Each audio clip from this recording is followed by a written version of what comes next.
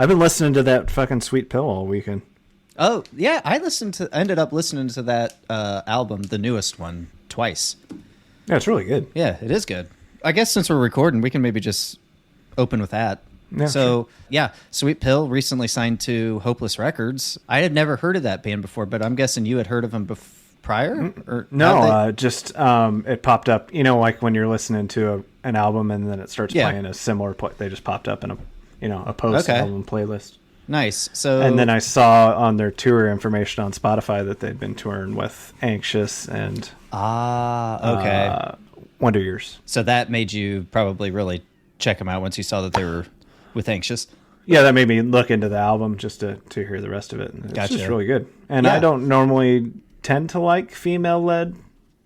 Yeah, it just doesn't work bands, for you. Yeah, all the time. But I really enjoy them. Yeah, I feel like I'm weird when it comes to female-led bands because ever since I was younger, like even like mom listening to stuff in the car or whatever, and it's probably just because, I grew up with two women in the house, but I don't know. I don't want to say I'm more attracted to that sound, but it always feels nice listening to it. So like I like Stand Atlantic, I like Pale Waves, when it comes to the scene. I like all the girls that we've had on the podcast, of course, because I wouldn't invite them on if I didn't think they were good.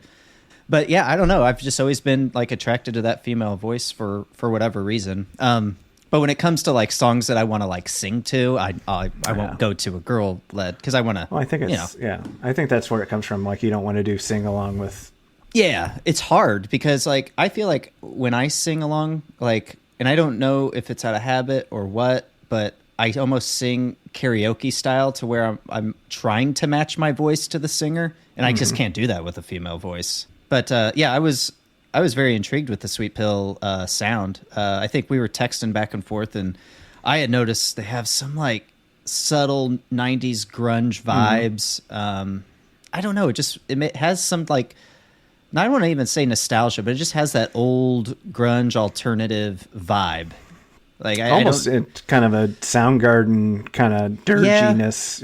Yeah, but just somewhere in that Nirvana era. Not necessarily saying Nirvana style or anything like that, but it's just there. They're their own.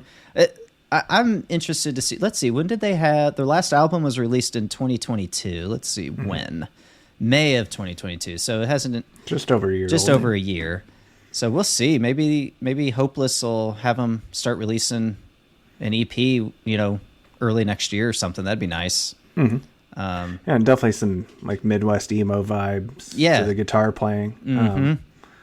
Just some really difficult, like watching them play on that audio tree, like some really difficult time changes and stuff that they pull off too. And that was the live audio tree? Yeah. Like, see, I failed to check that out when you sent me the link, but I was definitely impressed with the album, Where the Heart Is, released in 2022, it looks like. Star Child is their latest release, it looks like, and that came out just a few weeks ago with the announcement, I think, of them signing to Hopeless Records, so definitely a good pickup by Hopeless, for sure. I would expect an album probably early next year, maybe. Yeah. If they've got a song already. Yeah. I clearly they're writing, so I like it. Okay, John, so let's go ahead and get into the show. Everybody, welcome to the All Punked Up podcast. I'm Tyler Winters. John Pierman is here. Let's start off with some new music reviews. We just talked about Sweet Pill, who just signed to Hopeless Records. Not so new music, but right. Something new to us. It was new to us, so it was worth bringing up. 3 songs in particular I want to talk about. We have Cassadee Pope. She released her pop punk version of Wasting All These Tears. Simple Plan released a new song called Iconic, featuring pop star Jax. And then, of course, we've got new music from blink-182. They released a new song this week called Fell in Love. So let's go ahead and get to our reviews of that, John. Let's start with Cassadee Pope's Wasting All These Tears. John, what did you think of this one? I enjoyed it. I enjoyed the production of the track. I had listened to the older version of the tune before, from having her on and things like that. And it's a good song. Obviously, it's heavily streamed, and this version I definitely like better than the more country. Yeah, it's interesting. Version, but it's interesting because I would almost consider her version, like the country version, the original version. I consider that a classic in country because, I mean, she was one of the first winners of The Voice, and she came out strong with Wasting All These Tears. I believe that was her first single. It was a good showcase of what the voice can do for an artist. I thought the song was strong, on its own. Like I said, I think it's a classic, but man, this one, we had her on, was it in April of this year? That sounds right, yeah. April of this year. It was right when she kind of made her announcement that she was going to go into pop punk. And so we reached out, we got her on the show, and we asked her, is there a chance that Wasting All These Tears could be reimagined into a pop punk song? Because I remember, man, when she was coming on, I was preparing for the show, so I was listening to Wasting All These Tears, just trying to get into the mood and everything. And I was listening to it, and I'm like, this song could easily be made into a pop punk track. Like, all you have to do is add, some distorted guitars, so get some bass in there, some good rock drums, and you've got it. And we asked her at that time, was she considering reimagining this song as a pop punk track? And she said basically it was already in the works. So ever since then, I've been waiting, been anticipating this track. So it came out, and man, I feel like she nailed it. Hopefully this song can gain some legs and, take this song on another journey and sort of catapult Cassadee and maybe pop punk back into mainstream radio, because, man, I've been saying it for years, and I'll say it again. It's going to take a woman, I really feel like it, to get pop punk there, and it's going to take some familiarity to get us there. And I really think that this song and Cassadee could be the answer to maybe get pop punk, pop rock back into, the ears of, I don't want to say just the masses, but the majority. Yeah, the majority. I think that would be. I feel like this song could get us there, and somebody of Cassadee's caliber could get us there. So I think she nailed it with this one. I really like this version. Yeah, and didn't try to turn the song on its head or anything. It's just no, a more energetic kind of punked out version of it. So. Now, you said that you listened to the original version. Did she change up the arrangement at all? Do you know? Because I didn't try to compare the two. Definitely some different instrumentation, but sure. Arrangement-wise, the song flow was pretty much similar. And it wasn't even sped up all that much to me. It's just, No. And I was going to say, too, and I think that's how you have a well-written song, because, one, the country version's great. I mean, it can't be any better. It just can't. But then you've heard her play the song acoustic live. There might even be an acoustic version on Spotify. And that stands on its own. So if I've always thought, if you could take a song and strip it down to bare bones acoustic, and if it sounds great there, then you have a great song. Mm-hmm. So I feel like that means you could do whatever you want with the song to some degree. And a hip-hop version forthcoming? Hopefully, hopefully, maybe we could get... I don't know if she knows Tyga, but he's got some roots to the scene now. We've talked about him before, so I don't know. We'll see. But hey, Nothing Nowhere, he can do a little rap. Then you got, what's the other guy? The emo rapper, Lil Lotus. Let's get him on there. Who could forget? But yeah, definitely, guys, go check out Cassadee Pope's new version called Wasting All These Tears, Cassadee's version. So she took a line out of Taylor Swift's naming convention for the new re-recorded songs that she's doing. Own it. All right, John. Another new song that was released this week, Simple Plan, and they teamed up with Jax. A lot of you may know Jax. She's been on mainstream radio. She had that awesome hit, Victoria's Secret. It's just a big pop song. You can't deny that it's an earworm. But it is. But they brought her along for the ride. John, did you take a listen to this one? Yes, I did. Okay. And do you want me to go first? Because you should probably go ahead. I should go first because I just have a feeling, for me, I love this collaboration, and I love collabs when, genres reach out to other genres. Simple Plan is more rock, more pop rock, where Jax is a little bit more on the pop side. And sometimes artists in different genres, they just don't mix well, but Jax's vocals, I think, fit very perfectly with Simple Plan and on this track. So I feel like this was a really dope collaboration. I feel like the song is pretty good. It does sound polished, but I don't think it sounds too polished for what I'm used to hearing Simple Plan sound like. And I think it's these types of collabs that pop punk or pop rock kind of need in order to start getting that mainstream recognition again. Here we are talking about pop punk in the mainstream again. But so I feel like, again, Jax, she's been there. She's got familiarity right now with the masses. So it does kind of also one of my favorite Mortal Kombat characters. Oh, that's right. That's right. Yeah, it didn't come around until Mortal Kombat 2. But yeah, I did like being Jax too. With the metal arms. Yep. What was the finishing move? Just pull you apart? He'd smash the person's head. Oh, that's right. Arms, yeah. That's right. But yeah, dude, I feel like this song is it. I feel like it's an earworm for one. Like it definitely gets stuck in your head, and I feel like with Jax's pop success so far that she's had, I feel like this could possibly get some mainstream play. Sure. It's possible, and we'll see. We'll see. But what did you think of this track? Oh, it's not really my style. I do agree that the collaboration works, but I've never been a huge Simple Plan guy. It was always, it's the equivalent of like with rap when people do like, my name is John and I'm here to say, you know what I mean? Generic. That to rap music is what Simple Plan is to like pop punk to me. Okay. Yeah, I think I can see that because it's kind of like they toe kind of a fine line between. They're definitely more on the pop-ier side of pop punk, I think, and I don't know. I've always liked Simple Plan. When I was younger, I really liked Simple Plan because they were, 2003, 2004, or whatever. I was big in, no pads, no helmets, just balls, or whatever the album name was. Yeah, it was just always. It just never felt like there's any grit to it. There's nothing. It's just so shiny. Yeah. Oh, yeah, for sure. It's definitely polished. Their sound. But yeah, I mean, I can see. I knew that this song wouldn't be for you. No, definitely not. And I knew that going in. So I mean, it didn't. It met my expectations. I will say, though, I feel like this is one of the better songs that Simple Plan has released in a while.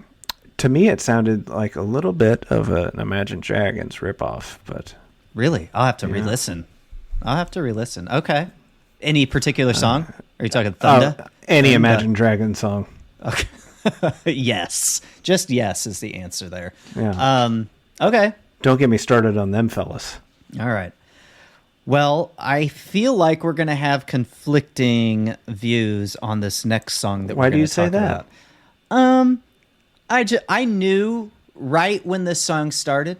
First of all, we're going to talk about Blink-182's new song, Fell in Love. Are you talking about like when the music started? I feel like right when the music started, John was like, oh my God. Here we go. Here we fucking go. Because I feel like it starts with hand claps. Does it start with hand claps? That was fine. It didn't bother me. Okay. I figured you wouldn't like that. No. Okay. Actually, hand claps don't bother me. Okay. Everything that bothered me about this song is lyrical. The lyrics could have been better, for sure. And I feel like, so Mark's part, I want to say it's in the pre-chorus, because it's right before... It's right before... on the head. Okay. So, something like, I forget what the line is, I should look it up, but I know exactly what it is. The crazy part... Oh, what is it? You needed me, I needed you. It's crazy. That's not crazy. No, that one... Yeah. One, that's not crazy, but also the crazy word leading into the chorus, it doesn't work. It doesn't. It you hear, because you have to go crazy. Yeah. You just have to. But it's like that's where the song failed. Mm-hmm. And for one, just for the record, I think the song is really good. I really liked this song, but it's like, I don't want to call it jarring, but it catches your attention in the wrong way, that part. But I do think the chorus is really strong, so I think that kind of makes you forget about it. But you hear it. I mean, he does it in, 2 different times, I think, in the song. So that's my only real gripe about it. But also, that's the part that I hated the most. Yeah, me too. And it made me feel like the rest of the lyrics were kind of junk. But then when I went through and read all the lyrics, it wasn't as bad as I thought. But drivel. But as far as the song goes, I have some notes written down here. I say it's got a lot of pop elements that make it a pop radio-esque type song. I do feel like this is the poppiest song I've heard Blink write ever. Like, I feel like this is the poppiest of Blink that we've ever gotten. Not necessarily a good thing. No, not necessarily. I would think maybe the poppiest before that would have been All the Small Things, maybe. I think mainstream-wise, First Date, for Rock sure. Show, which were purposefully written that way. Yeah, and they were probably and maybe this one is that way too. But it's just we know you're 50. Yeah, like you can sing to me about 50-year-old stuff. Yeah, like you don't have to try to appeal to an 18-year-old sensibility lyrically. You know what I do like about this, though? You know, in a time where, you know, when we're listening to music right now, it seems like most songs are about shitty relationships. I hate you. You hate me. Blah, blah, blah, blah, blah. And this one is more of a love song or reminiscent of a love song, which I do appreciate, because I was just talking to Emily about this like a few weeks ago. Like, how come you don't hear any love songs anymore? At least I don't catch them, and that used to be all you heard. Maybe all the great love songs have been written. Maybe. I mean, that's a damn shame. But it's like, we don't need to be sad all the time. Like, there's happiness in the world, people. It's all perspective. But you can also be specific and not generic. Sure, absolutely. In your lyrics, which I feel like this song is very generic. It is very generic. I really would like a little more specificity. There it is, specificity. And usually you don't get that with Blink lyrics. I feel like I really don't think we do. No, but you get like vague, like there's just weirdness to the lyrics most of the time. Take me back to the Dude Ranch style of writing lyrics. Damn It's a Love, not a love story, is storytelling. Josie is storytelling. Take me back there. Like I like you. I just want hone it in a little bit. That's what I go for, or what I hope for. And I don't want to shit on this song because, like I said, I do like it. It's definitely been the shortest one. It's the poppiest one that they've released so far. I do think, as I said before, the chorus is super strong melody-wise. For me, it only took one listen for it to get stuck in my head, and I just had to listen to it again. And right now, at this point, to me, overall, I feel like this is a good album track. Although it wouldn't surprise me if it gained any traction on, alt radio or something like that, because it's Blink-182 and it is poppy as hell. It does get stuck in your head. I feel like it's more of a great album track, though. You know what I mean? I'm just concerned that it was chosen like, let's do this. Let's put this one out. You think? I'm just, why? I don't know, man. I like it. I mean, I feel like for the people who like edging, like that song, they definitely like this song too. And I feel like the people who did not like edging definitely don't like this song. That holds water. Yeah. Oh, and I also want to point out, I clicked on the credits for every single one of Blink's tunes that have been released from this album. All have other songwriting credits other than the three members of the band. So that guy on Instagram Reddit can choke on my balls. Wait, so they have at least one other songwriter on every single one, all the way back to edging. Okay. And I mean, it doesn't surprise me either, because one, you announce the reunion and then you got to get to work, right? I mean, and you want to put your best foot forward. Why not use songwriters, friends, use the industry to help you get there? But I do think they're doing it right and being the ones who have the final say, because these feel like Blink-182 songs when you're all said and done. It doesn't feel like somebody else wrote them, but this one was just you don't have to tell me exactly what you're trying to say. And I don't want to hear about 50-year-old guys fucking all night. Gray balls. But it sounds like, if we talk about the lyrics, they're talking about back in the past, Yeah, I don't believe that shit. I don't believe any part of it. Hey, at least it's somewhat of a love story, and that I appreciate. Well, I hate it. well, I'm tired of hearing people talking about shitty relationships. Mm-hmm. I mean, he's speaking about a codependent relationship from what I can hear. Yeah. That shitty Mark lyric is trying to say. Yeah, I guess, maybe. And that is crazy. All right, John. Let's get a little crazy here because I want to do a follow-up from last week. Was it last week? I don't know. I lose track of time nowadays. But we talked about... What is it? And I'll tell you. Well, we talked about Hot Mulligan. Was that last week? Last week, yeah. Okay. And we brought up the fact, there was a Reddit post that said something along the lines of, they think that Hot Mulligan is an acquired taste. And I was like, hey, maybe they are an acquired taste. So John and I talked about it. And I mentioned that I was going to give Hot Mulligan a chance, another chance. I was going to listen to their most recent album. What's it called, John? Why would you... WWIW? Why would it work? I can't remember. Jesus, you're the Hot Mulligan fan. I don't remember titles very well. Oh, jeez. Let me type Hold them on. in. Why would I watch? Why would I watch? Okay, yeah. So I listened to that album, and I was just a few songs in, and I'm like, okay, I think I'm digging this. Mm-hmm. I keep listening. I'm going to add Hot Mulligan into my list of favorite bands right now in the scene. Goddamn right. It's not, and it's weird too, because they're not the typical band or sound that I go for. It's just not, but there's something about them that I like. And I think too, like before I even watched this, I was like, okay, I'm sold on them. But then I watched one of those YouTube live videos that some of the Redditors said that I should watch. Mm-hmm. Not me. They said that others should watch. So I checked it out.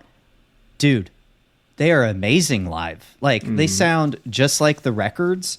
They play extremely well. I didn't hear any mess-ups. Not that I look for that sort of thing, but I can hear it. You know, sometimes mess-ups sound good, too. Like the little imperfections. I didn't hear any imperfections. They sound like professionals. So I can understand why some people in that Reddit, in the Reddit comments were like, I saw them live and then I became a fan. Mm-hmm. So I'm like you, John. I'm ready to see Hot Mully live now in person.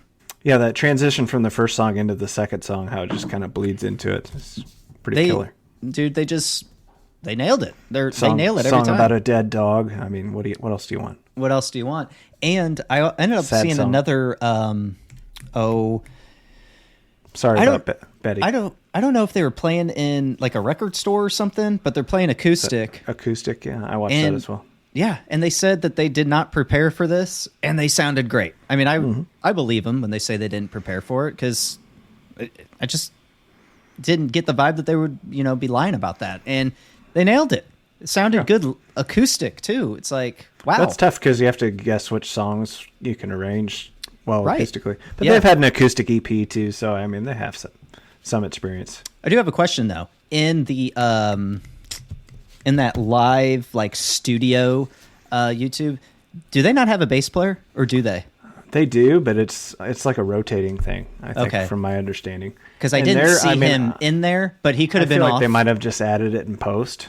Could have, or maybe somebody was just off in the back or something. It almost sounds like it could be like a synthetic bass, like possibly like a programming kind of thing. Yep. But from my understanding, they have like a rotating. I've seen them playing with different bass players. So gotcha. Okay, fair enough. Not dogging it. I like it, man. Bass players are useless. Yeah, you don't need a bass player. And that's the thing too. Hot Mulligan's dime a dozen.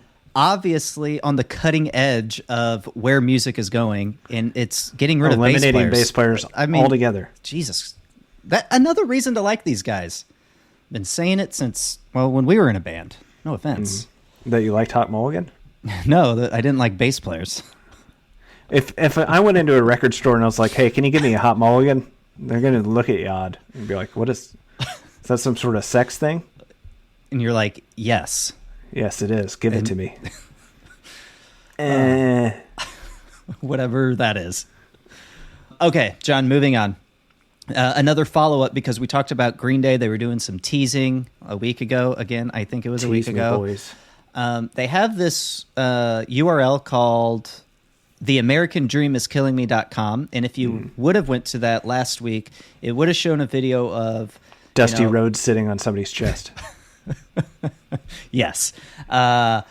It was actually Billy Joe Armstrong laying in bed. The alarm goes off. He wakes up, does something, blah, blah, blah. So it was teasing some music. I can't remember exactly what the video was doing. But now if you go to that website, you get some music, an actual like teaser clip of new music. And so new music's coming. And I feel like it sounds pretty good. It sounds polished. So I don't know what I really think. It's really just like a Billy Joe playing a guitar riff. Sounds like it's going to be fast. But I don't know. Did you happen to see it or hear it? I have not yet. I want to wait. Okay. I'm really hoping for a resurgent Green Day. Yeah, sometimes I like these like little song snippet clips, but then other times I don't, because like this, I don't really know what I'm getting, so I'm starting to overanalyze it, and I don't want that to ruin the experience. So I would recommend don't listen to it. I'm old school. I can wait. Yeah. I used to wait for months.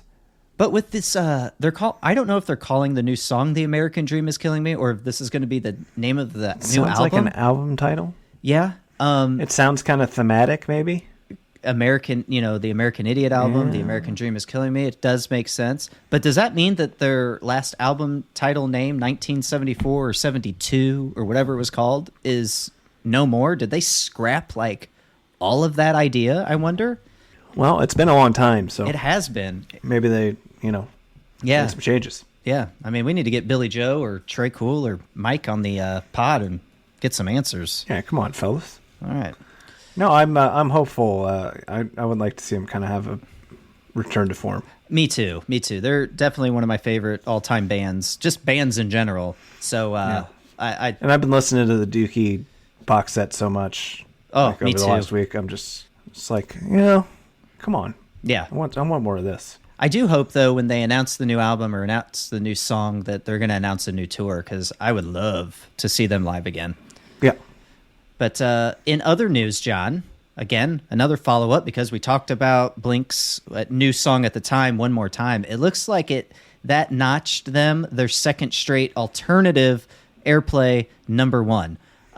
So that's huge. So let's see what Billboard writes here. Blink-182 scores 2 consecutive #1s on Billboard's Alternative Airplay chart for the first time, as One More Time rises to the top of the October 21st dated survey. The song reigns in its 4th week on the tally, marking the quickest rise to #1 in 2023 and the fastest since Blink-182's own Edging took 3 frames in November 2022, starting a 13-week domination. So it looks like it also says One More Time is the trio's 5th #1 on Alternative Airplay. The 3 before Edging and One More Time, the band first ruled with All the Small Things, of course, in '99, followed by I Miss You in April of 2004, and then Bored to Death in July of 2016. So that's huge, man. For as long as Blink's been around, it's surprising that they've only had 5 top this chart, but they're back now, and they've had 2 so far that have topped the charts. I mean, that's a good sign.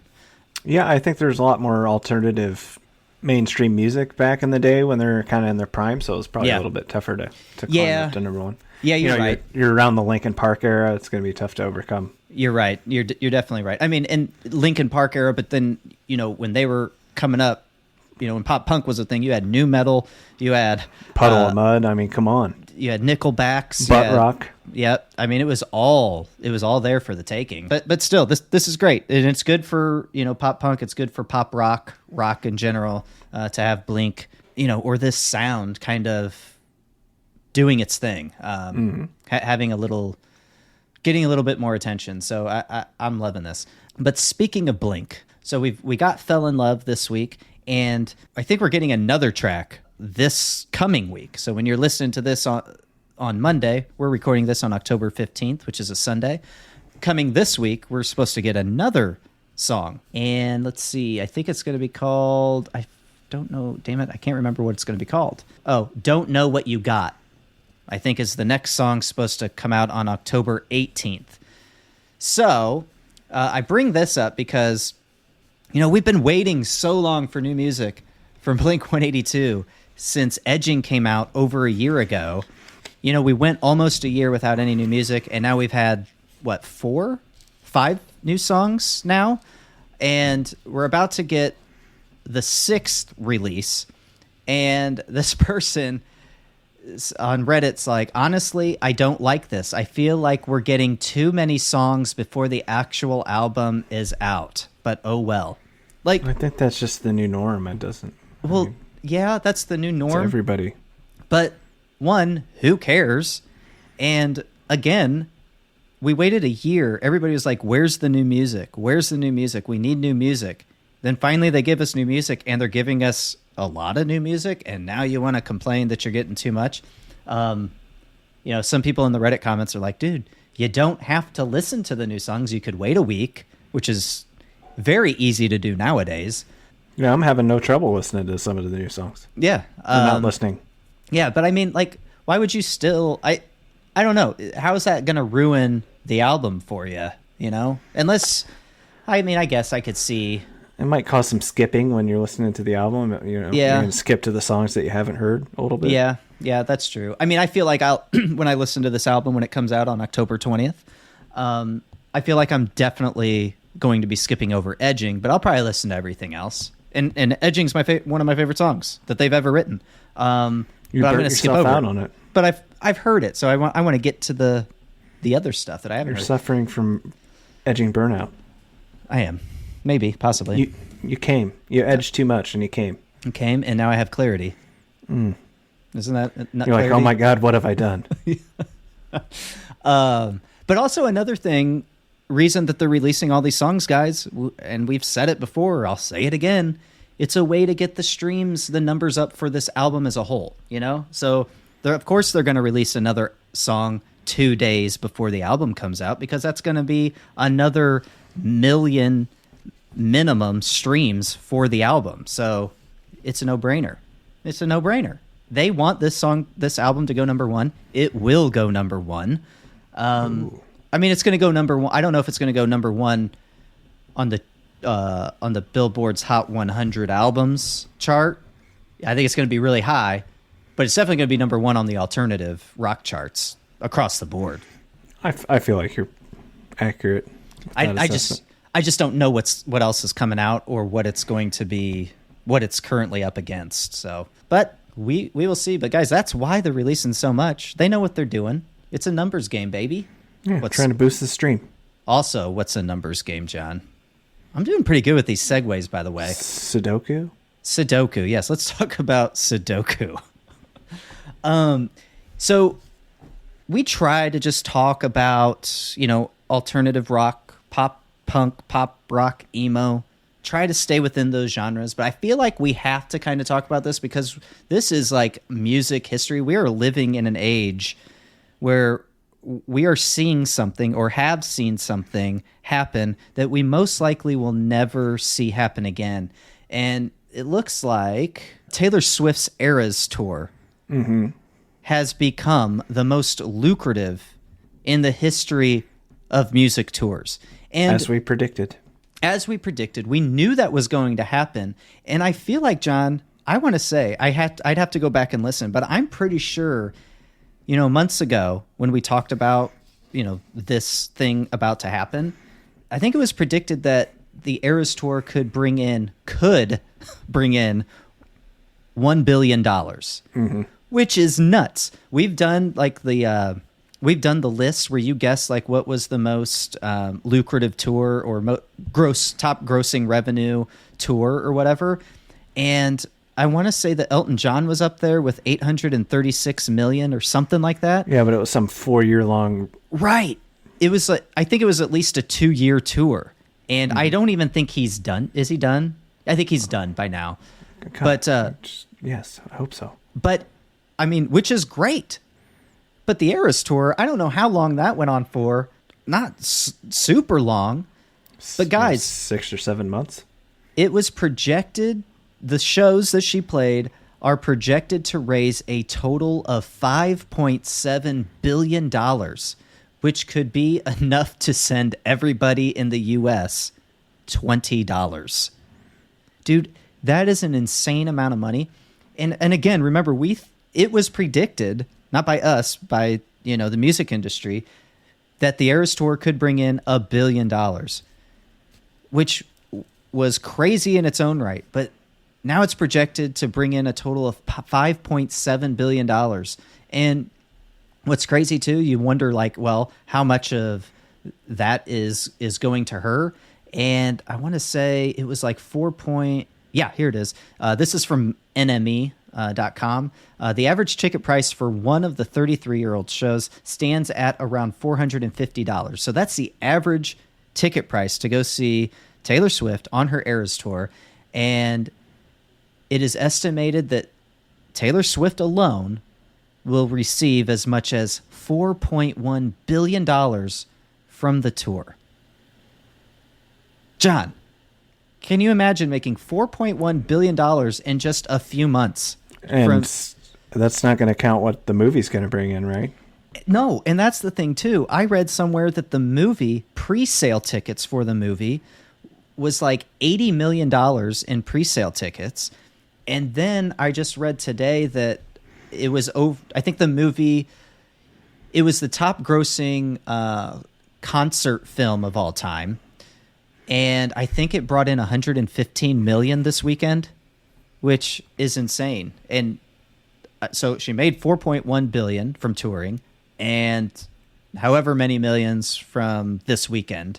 I mean, dude, she's without a doubt one of the best songwriters, one of the best performers there is, and there ever has been. Generational talent. Definitely.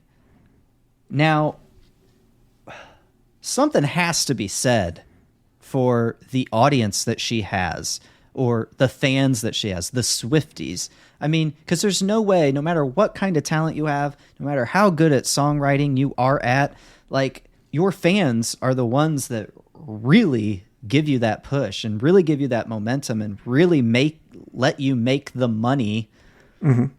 I just don't know how she does it. How do you get those types of people to just be they're rabid fans? They love her. And I mean, she must be affecting the U.S. economy in some way with that much money. I think she is. I think she brought in, I don't remember the number, but it was nuts. She brought in, I think, maybe $1 billion.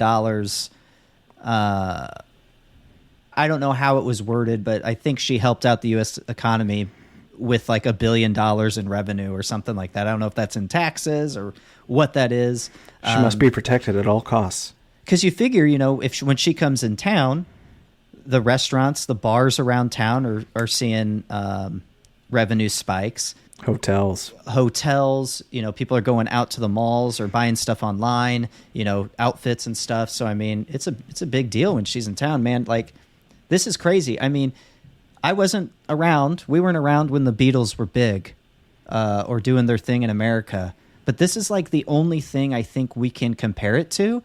And it sounds like she makes the Beatles story or the Beatles popularity insignificant almost. This is crazy. I would compare it to worldwide, maybe Michael Jackson at his peak was that. Not necessarily the Good US, call. but just globally. Yeah. Good call. He would be I didn't a even good think comparison, of that. But yeah, I mean, it's nuts. I mean, guys, we're living in a time that we won't ever see this again. There's just no way, I feel like. I mean, there's no way. And certainly, too, you could go back to the Ticketmaster Live Nation thing with the dynamic pricing that they did. Of course, that helped. But, I mean, I think it's safe to say she still would have been over $1 billion had they not done the dynamic pricing. I mean, she is, like you said, John, she's a generational talent. And she's setting... She raised the bar, and I don't know if it's ever going to be, touched again. I really don't. This is crazy. Yeah, sadly, it doesn't do anything for me. No, you know what? Not going to be a Swiftie. Yeah, it's just not my vibe. It's okay though. I loved her songs, her songwriting style when she was country. Her pop stuff, just doesn't do it for me. It's good, most of her pop songs to me are good, but they're not for me. Yeah. No. I can recognize that she still has talent and can really put a good song together. But yeah, again, it's just not my cup of tea. Very talented. I want all the Swifties to remember we're leading off with very talented. Very talented. And it's because of you and her that you've gotten her to where she is. And I applaud that. This is me clapping. All right. Good job, Swifties. Yeah. I'm proud of you. All right. So, guys, thanks for listening. Thanks for hanging out. Come back next week. Listen to the bonus stuff. Oh, I have to mention this. We're not going to record next week. What? Because I'm going on vacation with the family. And so, of course, I'm going with. And you're coming with. Yep. You just let me know that just now. Yep. Which Where seems are we like going? It seems like a bad time. We're going to Branson, Missouri. Oh, fantastic. I love Branson this time of year. It is going to be nice. But it kind of sucks that we're not going to record this next weekend because the Blink album's coming out. But I feel like we've talked enough about Blink. The album's going to be killer. We're going to give everybody time to digest it. We'll give everybody time to digest it. Maybe we'll talk about it when we come back the following week. But, we're going to have a lot of Branson stories to tell. Oh, boy. Buckle up. Buckle up. But, yeah, so in our absence, we actually recorded a three-parter series with Houston Calls' Tom Kiger and so the boys over at the High School Never Ends podcast. And we talked about, we reviewed Houston Calls' debut album, A Collection of Short Stories. And we went through track by track, and Tom Kiger was there while we went through track by track. But not only did he get mad at us when we didn't like a song, but he also provided some insights behind each song, some stories behind each song, which I think was so cool. Again, it is a 3-part series because it was just a really long conversation. I think it was like 2.5 hours or so. So we broke it up over 3 parts. So you'll be getting that starting next Monday, I think, that'll be October 23rd. And then we'll probably drop the second one on Wednesday or Thursday of that week. And then we'll figure out the third one. So definitely be on the lookout for that. So thanks, guys. Thanks for listening. We're out. Bye.